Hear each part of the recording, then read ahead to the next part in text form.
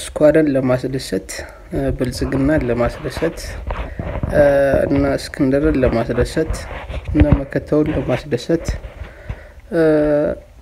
በአጠቃላይ እና ኦዲዶችን ለማስደሰት የአማራ ጠላቶችን ለማስደሰት ተብሎ ገና ዘመነ ከመራን እንበተናለን የሚል አስተሳሰቢ የጅልነት አስተሳሰብ ነው።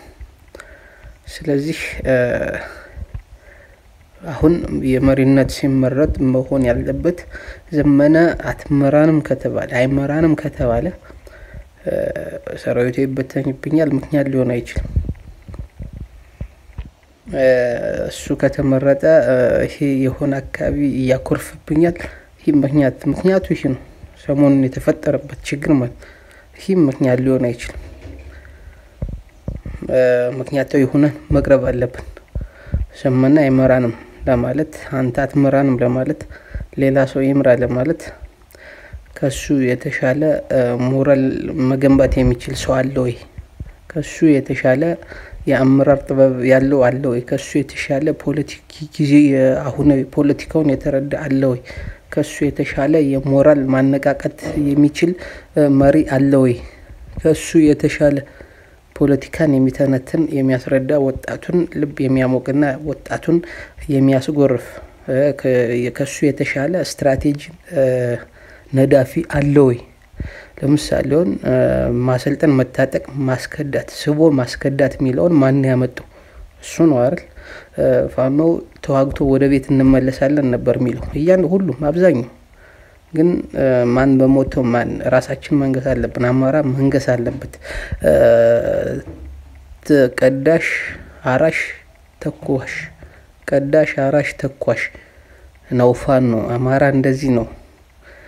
ርስቱን ካስመለሰ ሁኔታውን ከፖለቲካውን ካስማማ በኋላ ወደ እርሻው ይመለሳል፣ ወደ ቤቱ ይመለሳል ሲል የነበረውን ዳይቨርት አድርጎ አስቀይሮ አማራ ቀዳሽ ተኳሽ አማራ ቀዳሽ ተኳሽ አንጋሽ አይደለም ነጋሽ ነው ያለ ማን ነው? ራሱ ነው አይደል? ይሄ በዚህ ንግግር ነው እንግዲህ ፋኖ ወደ ስልጣን መኞቱ ያደገው ማለት ነው እንጂ ሁሉም በጎንደርም በወሎም በሸዋም ያለው ከዚህ በፊት ያለው ርስቱን ካስመለስና የተፈናቀሉትን ካስመለስና ራያ ወልቃይትን ወደ አማራ ካደረግነ በኋላ ወደ ቤታችን ነው ወደ እርሻችን ነው ምንመለስ ነው ሲል የነበረ ሁሉም ማለት ነው። ሁሉም ግን ቀዳሽ ተኳሽ ማን ነው?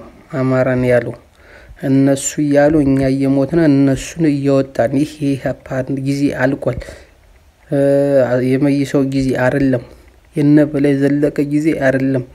እኛ አራሽ ነን፣ ቀዳሽ ነን፣ ተኳሽ ነን፣ ነጋሽም ነን ብሎ ህዝብ ልብ ውስጥ ያስገባው እሱ ነው።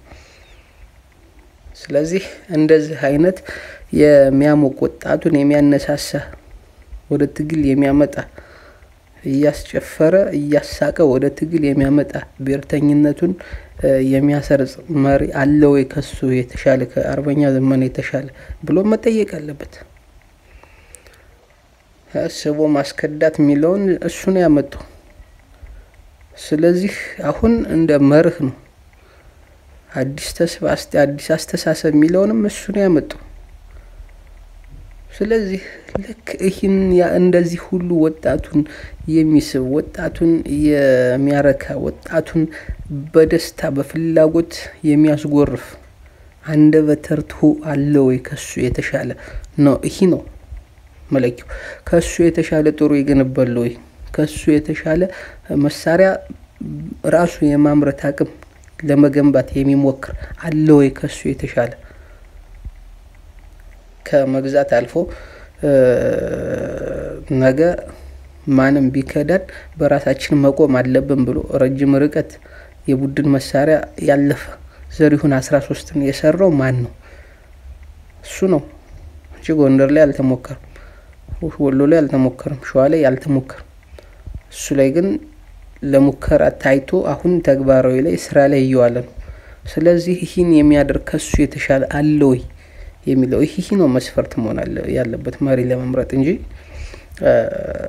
እሱ ከተመረጠ አንድ ስኳድ አምባቸው ሞተብን ብሎ የሚያኮርፈው እና ያለው መንበረን እና ደስዬ ደጀንን እና ተመስገን ጥሩነን ጎጃም ላይ ያለውን ስኳድ እና ተመስገን ጥሩነን እና ረጋ ከበረን ለማስደሰት ጎንደር ላይ ያለውን እና ደስዬ ደጀን ለማስደሰት እና ጌታስራደን ለማስደሰት ተላላኪዎችን ይሄ መሆን የለበትም። ይሄ አስቂኝ ነው፣ ለጠላት አስቂኝ ነው፣ ለኛ ግን አናዳጅ ነው። በጣም ያናደዳል።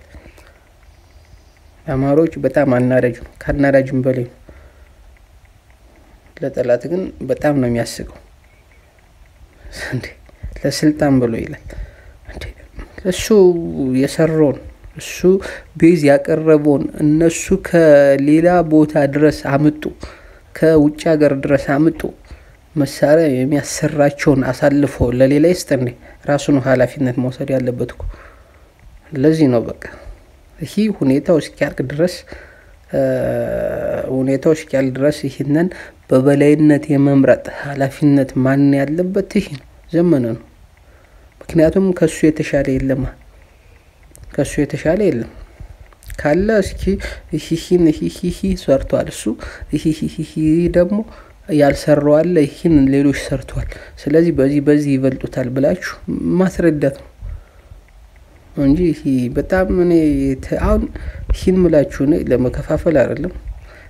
የተለየ የዘመነ ፍቅር ፍላጎት ኑሮኝ አይደለም። አንድ እንዲሆኑ ፈልጋለሁ፣ በአንድነት አምናለሁ፣ አንድ መሪ እንዲኖር ፈልጋለሁ። ነገር ግን መሪ ሲመረጥ በመስፈርት መሆን አለበት እንጂ ገና ከሌ ይናደዳል ተብሎ አይሆንም። ይሄ አያስኬድም። ይሄ ወደ ኋላ ጎታች ነው። ይህ ጠላትን ነው የሚያስደስተው እንጂ እኛን በጣም ይከፋፍላል። ይሄ በጣም ያናድዳል ግልጹ። ስለዚህ ይህ ነገር በጊዜ ሳይሄድ የአባት አርበኞች ምን ይሰራሉ? የአባት አርበኞች ጣልቃ ገብተው መስፈርቶችን አውጥተው መሪ መምረጥ አለባቸው እንጂ ከሌ ይናደድብኛል የሚል ተልካሻ ምክንያት አስፈላጊ አይደለም። ለሆነ አባቶች በጣም የአባት አርበኞች በጣም ጣልቃ መግባት አለባቸው። በተሎ ሌላ ችግር ሳይፈጠር ሌላ ልዩነት ሳይፈጠር ይሄ ተናግረናል። ሚዲያ ያስፈልጋል። የሚዲያ ነው አሁን የከፋፈላቸው ሚዲያ ነው ችግሩ። ሚዲያ ነው ያለወሩትን እያወሩ ትንሽ ነገር ሂንት ይኖራል።